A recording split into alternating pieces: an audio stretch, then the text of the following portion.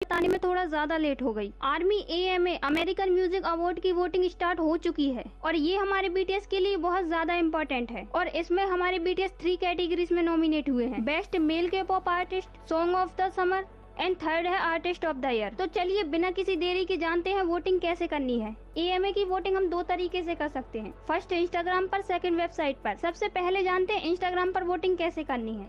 सबसे पहले अपना इंस्टाग्राम ओपन कीजिए और सर्च पर जाइए और वहाँ पर AMAS लिखकर सर्च करें। ऑफिशियल अकाउंट पर जाइए, उसके बाद ये पिन पोस्ट पर जाएं। सबसे पहले ये पोस्ट पर जाइए और इसे स्क्रॉल कीजिए। सबसे पहले ही दिया है best male K pop artist. इसमें जो सेकंड नंबर पर हैशटैग दिया है hashtag male K pop BTS, इसी हैशटैग को आपको इसी पोस्ट की कमेंट में जाकर कुछ इस तरीके से लिखना है, I am vote for hashtag male K pop BTS। इतना लिखकर हमें कमेंट करना है और ये कमेंट हमें 30 टाइम करनी है, क्योंकि हम इसमें 30 वोट दे सकते हैं, बट हमें एक ही कमेंट में 30 हैशटैग यूज नहीं करना है। यानी कि हम एक ही कमेंट में 30 बार हैशटैग लिखकर कमेंट नहीं कर सकते। हमें एक बार में एक हैशटैग लिखकर कमेंट करनी है, तभी हमारे वोट काउंट होंगे, हमारी एक कमेंट में एक वोट मिलेगा। इसके बाद इसी पोस्ट को थोड़ा और स्क्रॉल कीजिए, आपको दिखेगा सॉन्ग ऑफ द समर और इसके नीचे जो थर्ड नंबर पर हैशटैग दिया है हैशटैग समर सॉन्ग स्विम, इसी हैशटैग को हमें सेम प्रोसेस के इसी पोस्ट के कमेंट में फिर से कमेंट करना है। इसमें भी आई am vote for hashtag summer song swim लिखकर कमेंट कर दीजिए और इस कमेंट को भी हमें 30 टाइम ही करना है। नेक्स्ट अब आप सेकंड पोस्ट पर आइए,